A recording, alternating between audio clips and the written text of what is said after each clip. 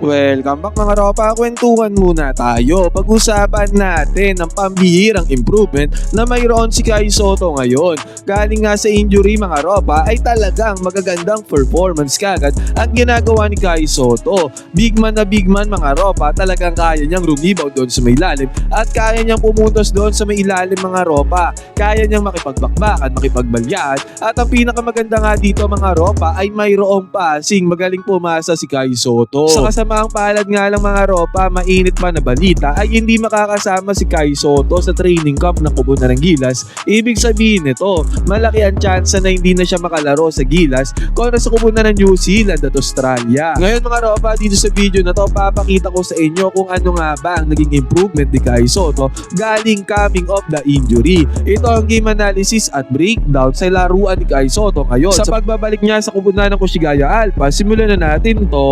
Okay, game. Ngayon mga ropa, dito tayo pumunta sa pangalawang game nila kontra sa Kubunan ng Sendai. Ang Sendai mga ropa ay malakas at doon nga sa first game nila Kai Sotto ay tinalo nila to. Kaya ibig sabihin mga ropa, malaking impact talaga si Kai Sotto sa pagbabalik niya sa Kubunan ng Koshigaya Alphas. At dito nga sa unang possession dito ng Koshigaya Alphas, nakuha ni Kai Sotto dito ang bola. Yun nga lang mga ropa, sayang hindi nakuha ni Kai Sotto dito ang putback. Pero sa next possession mga ropa, heto tingnan natin to.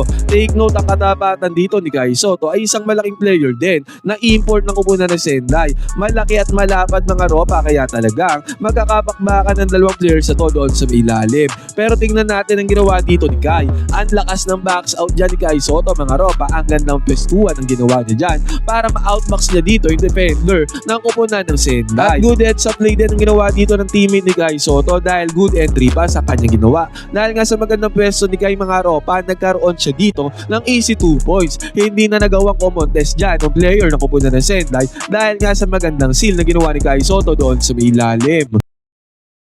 Mapapansin natin mga ropa, dahil lumaki nga si Kai Sotto, lumapad ang kanyang katawan, nagkalaman siya mga ropa, kayang-kaya niya na yung mga gantong malalaking players, mga defenders sa may box outan. Yan ang isa sa main na in-improve ni Kai Sotto mga ropa nung na-injury siya. Talagang nagpalaki siya ng katawan. Hindi siya nag-aksaya ng oras mga ropa, hindi siya nanood lamang ng TV nung na-injury siya. Talagang binild niya ang kanyang sarili mga ropa para sa mga ganitong sitwasyon. At eto naman, nagkaroon ng good defense dito ang Kubunan ng Koshigaya Alphas mga ropa, at nagkaroon sila ng easy 2 points dito sa may fast break. At sa depensa nila Kai, tignan natin to. Naka-zone defense dyan ang Kubunan ng Koshigaya Alphas, mainly Kai Sotto ang nandoon sa may ilalim. At tignan natin ang ginawang mode of offense dito ng Kubunan ng Sendai. Perimeter jumper ang kanilang ginawa dito mga ropa, hindi sila umatake doon sa may loob. Good decision mga ropa dahil nga nandoon si Kai doon sa may ilalim. At after nyan, long range bomb naman ang pinakawalan dito ng Kubunan ng Sendai. Naiko-convert naman yan ng Kubunan ng Sendai mga ropa, pero mapapansin nga natin dahil nakasone si Kai doon sa may ilalim, hindi pa nila magawa ng paraan na umatake doon sa may loob, pero so far, pumapasok nga ang kanilang mga tirada sa may outside.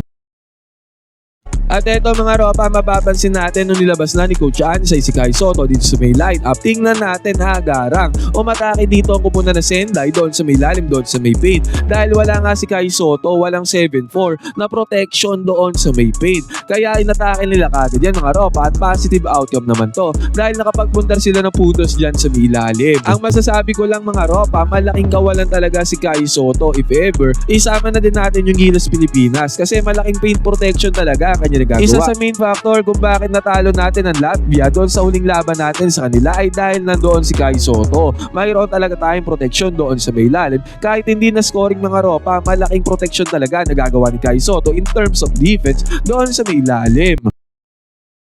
Samantala, ang naging mode of offense naman ng Kubunan ng Koshigaya Alphas nung lumabas si Kai Sotto mga ropa ay ang kanilang long range bombs. Sunod-sunod na long range bombs ang pinakawalan dito ng Kubunan ng Koshigaya Alphas mga ropa. Tatlong sunod-sunod yata yan at lahat yan pumasok. Kaya 16-10 kaagad ng score dito mga ropa, lumamang kaagad ang Kubunan ng Alphas. Ngayon binalik si Kai Sotto mga ropa bago matapos ang first quarter. Agarang nag-set up ng play ang Kubunan ng Koshigaya Alphas papunta kay Kai Sotto. At the same time, tingnan ulit natin mga ropa, ang gandang seal na naman ang ginawa ni Kai Sotto doon sa kanyang katapatan sa may ilalim. Kaya ang daling entry pass na nagawa dito ng Alphas. Sa tingnan natin ang move na ginawa dyan ni Kai Sotto, teardrop shot mga ropa. Advantage ng isang 7-4, mahirap i-block yung ganyan teardrop shot, yung hook shot na yan. Kaya tendency outcome nito, easy 2 points kagad ang nagawa din ni Kai Sotto. Basket is good.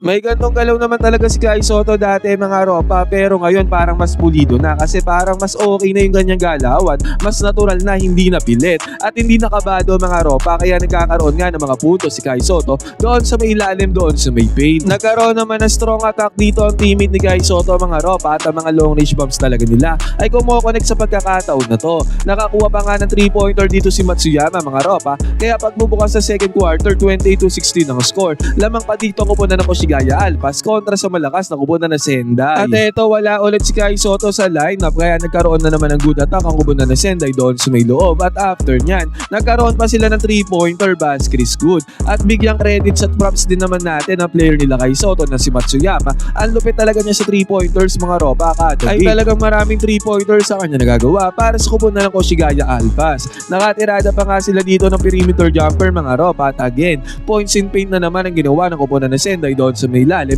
dahil nga wala si Kai Soto. Ngayon mga ropa, binalik na dito ni Coach Ansay itong si Kai Soto at mabilisan lang. Nabigyan ulit siya ng bola doon sa may lalim, pero nagkaroon ng hard foul dito mga ropa. Sayang nga lang, hindi na i-convert ni Kai Soto ang puntos, pero yun nga, nakabingwit siya ng foul dito sa may lalim dahil sobrang aggressive at sobrang physical na niya maglaro.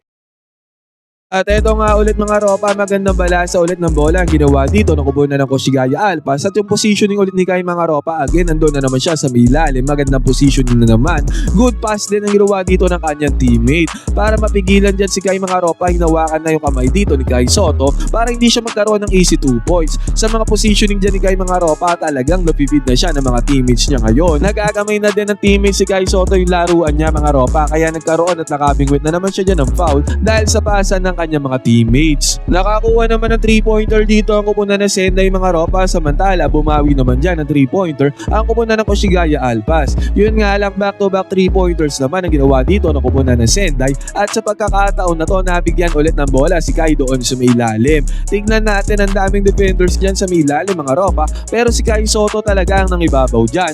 Pumasok ng tirada, may kasama pang foul kontra sa kupunan ng Sendai. Malakas na talaga si Kai Soto mga ropa, kaya niya nang i-handle ang physicality doon sa may ilalim. Nabawasan man ng konti ang kanyang speed, pero hindi naman sobrang bagal mga ropa, parang typical pa rin na center ang kanyang bilis. Pero maganda nga dito mga ropa, dahil nagkaroon nga siya ng muscle at laman, talagang kaya niya na makipagbakbakan doon sa may ilalim. At sa pagkakataon na to ay nakasigunda ng puntos dito ang teammate ni Kai Soto. Yun nga lang, nakabawi dyan ang kupunan na Sendai ng kanilang atake, at pag-show pag-pop dito ni Kai Soto sa may perimeter. Nahanap naman siya ng kanyang teammate mga ropa. Malaki na talaga tiwala ng teammates si Kai Soto sa kanya, at bukod nga sa mga hook shots do sa may ilalim at mga pin points na ginagawa ni Kai Soto, kaya din niya pumukol at tumirada ng mga perimeter jumpers katulad nito. Basket is good para kay Kai.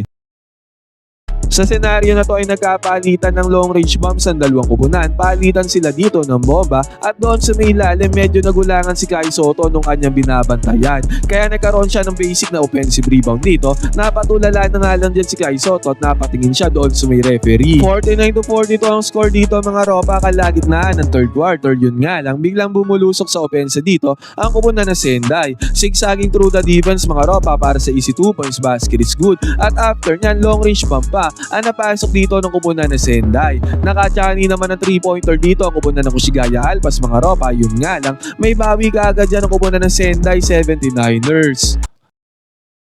At after nyan, zigzagging through the defense ulit ang kupunan ng Sendai mga ropa. Nakakuha na naman sila ng easy 2 points doon sa may ilalim. Nagkaroon pa nga sila ng sunod-sunod na puntos dito. Free throws mga ropa, isa ang napasok dito ng kupunan ng Sendai. Kaya ang nangyari dito, naging 52-51 ang score bago matapos ang third quarter. Buti nga mga ropa, nakachani ng left side corner 3-pointer dito ang kupunan ng Koshigaya Alpas. Pagbubukas ang fourth quarter, final quarter, 55-52 ang score. Yun nga lang mga ropa, ang ganda ng pasahan ang ginawa dito ng kupunan ng Sendai. Lusot doon sa may ilalim mga ropa para sa easy 2 points basket is good. At eto mga ropa, ma-highlight na din natin sa wakas ang passing ability na mayroon si Kai Soto. Ngayon umawak siya ng bola dito sa may ibabaw. Sinurvey dito ni Kai Soto ang floor mga ropa para sa possible na pwede niyang pasahan. At ang maganda nga dito mga ropa, pagka may hawak na ng bola si Kai Soto, yung kanyang mga teammates mga ropa ay nagsisetan na ng off-ball screen para magkaroon sila ng magandang cut. At dahil nga alam nilang magaling pumasa si Kai Soto, talagang magkakaroon sila ng easy 2 points katulad nito. Basket is good.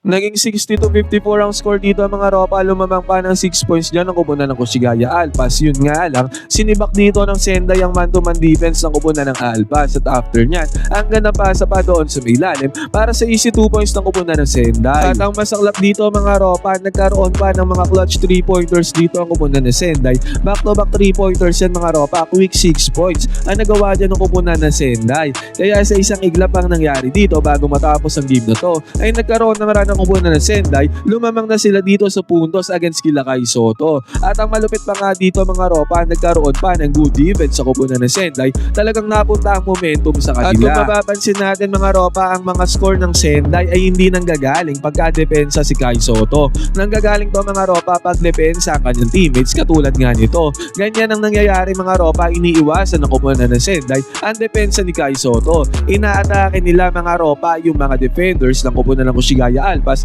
na kung saan hindi si Kai Soto ang bumabantay.